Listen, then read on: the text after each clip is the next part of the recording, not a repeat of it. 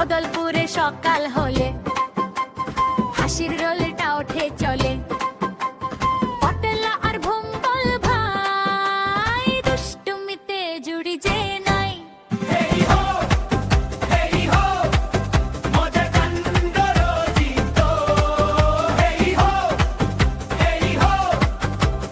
হাসতে হাসতে পেটে যে ফলে। ছাত্রছাত্রীরা, আগামী সপ্তাহে আমাদের বার্ষিক বিজ্ঞান মেলা অনুষ্ঠিত হবে। দারুণ! আমি একটা স্বয়ংক্রিয় সেচযন্ত্র বানাব, আর আমি বানাবো পৃথিবীর সবচেয়ে আধুনিক রোবট। তুই রোবট বানাবি? হ্যাঁ, নাম হবে ভোমবট 3000। তাহলেই হয়েছে।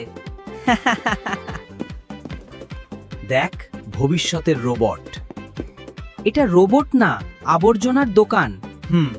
তুই বুঝবি না, বিজ্ঞান খুব জটিল ব্যাপার। আগামীকাল সবাই আমাকে বিজ্ঞানী বলবে না, সবাই ডাক্তার ডাকবে। কেন? তোর রোবট দেখে মাথা খারাপ হয়ে যাবে। খুব সুন্দর কাজ পটলা। ধন্যবাদ স্যার। এই প্রজেক্ট কৃষকদের কাজে লাগবে। স্বাগতম। এ হলো ভোমবট 3000। এটা কি রোবট প্রেসার কুকার? মনে হচ্ছে রান্নাও করতে পারবে। দেখলেন, কাজ করছে, কাজ করছে।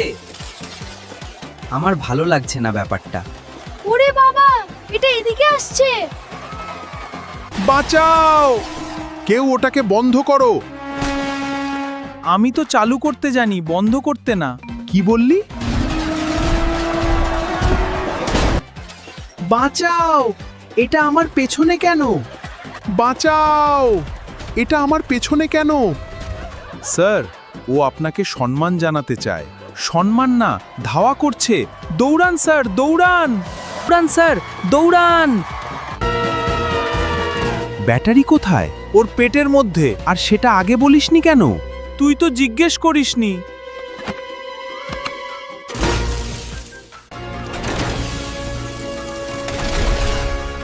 উফ, বেঁচে গেলাম।